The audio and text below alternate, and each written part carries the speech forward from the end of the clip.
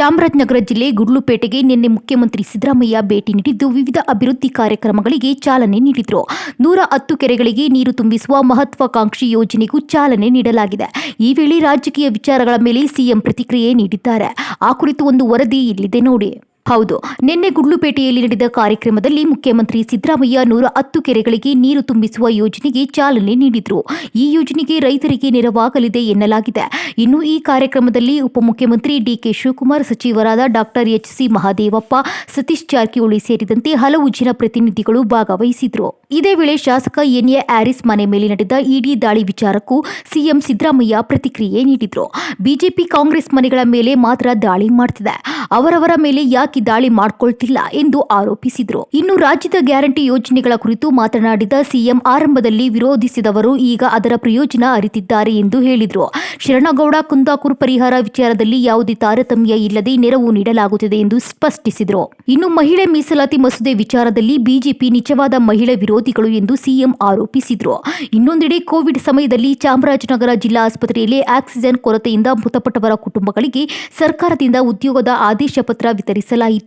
ಒಟ್ಟು 25 ಕುಟುಂಬಗಳಿಗೆ ಕಾಯಂ ಉದ್ಯೋಗ ನೀಡಲಾಗಿದೆ. ಒಟ್ಟಾರೆ ಗುಡ್ಲುಪೇಟೆಯಲ್ಲಿ ನಡೆದ ಈ ಕಾರ್ಯಕ್ರಮದ ಮೂಲಕ ಅಭಿವೃದ್ಧಿ ಯೋಜನೆಗಳಿಗೆ ಚಾಲನೆ ನೀಡಿದ ಸಿಎಂ ಸಿದ್ದರಾಮಯ್ಯ ರಾಜಕೀಯ ವಿಷಯಗಳ ಮೇಲೆ ತೀಕ್ಷ್ಣ ಪ್ರತಿಕ್ರಿಯೆ ನೀಡಿದರು.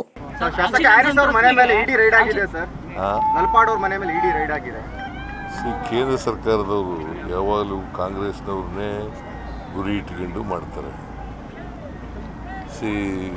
ಬಿ ಜೆ ಪಿಯವರು ಮಾಡ್ತಾರ, ಮನೆ ಮೇಲೆ ರೈಡ್ ಮಾಡ್ತಾರ.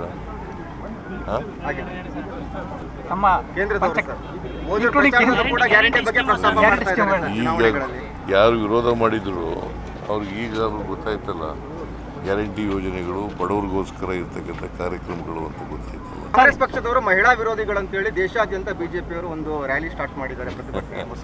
ಬಿಜೆಪಿಯವರೇ ಮಹಿಳಾ ವಿರೋಧಿಗಳು. ಮಹಿಳಾ ಮೀಸಲಾತಿಗೆ ಯಾವಾಗ ಶುರುವಾದ್ದು ಮಹಿಳಾ ಮೀಸಲಾತಿ? 73, 74 ಅಮೆಂಡ್ಮೆಂಟ್ ಮಾಡಿದವ್ರು ಯಾರು? ಅದನ್ನು ವಿರೋಧ ಮಾಡಿದವ್ರು ಯಾರು? 73, 74 ಅಮೆಂಡ್ಮೆಂಟು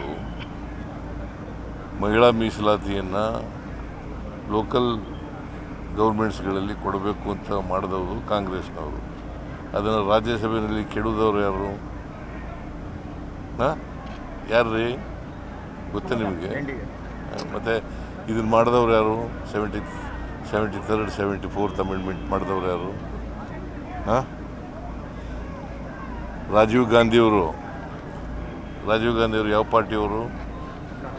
ಮತ್ತು ಅದನ್ನು ವಿರೋಧ ಮಾಡಿದವರು NDA ವಿರೋಧ ಮಾಡಿತ್ತು. NDA ಅಂದರೆ ಯಾರು? BJP. ಮತ್ತು ಅವರು ಈಗ ರಾಜಕೀಯ ಮಾಡಲಿಕ್ಕೋಸ್ಕರವಾಗಿ ಡಿಲಿಮಿಟೇಷನ್ನು ಸೇರಿಸಿ ತಂದಿದ್ದಾರೆ. ನಾವು ವುಮೆನ್ ರಿಸರ್ವೇಷನ್ಗೆ ವಿರೋಧ ಅಲ್ಲ, ಡಿಲಿಮಿಟೇಷನ್ಗೆ ವಿರೋಧ ಅಷ್ಟೇ. ಈ ವರ್ಷ ಮಾರ್ಕ್ಸ್ ಕೊಡಿ, ಮುಂದಿನ ವರ್ಷ ನೀವು ತೀರ್ಮಾನ ಮಾಡಿ ಅಂತ ಹೇಳಿದರು. ಎರಡು ಕ್ಷೇತ್ರದಲ್ಲಿ ಗೆಲ್ತೀರಾ ಸರ್? ಕಾಂಗ್ರೆಸ್ ಗೆಲ್ಲುತ್ತಾ ಸರ್? ಉಪಚುನಾವಣೆ ಎರಡು ಕ್ಷೇತ್ರ ಕಾಂಗ್ರೆಸ್ ಗೆಲ್ಲುತ್ತಾ? ಎರಡೂ ಕಡೆ ಗೆಲ್ತೀವಿ. Thank you.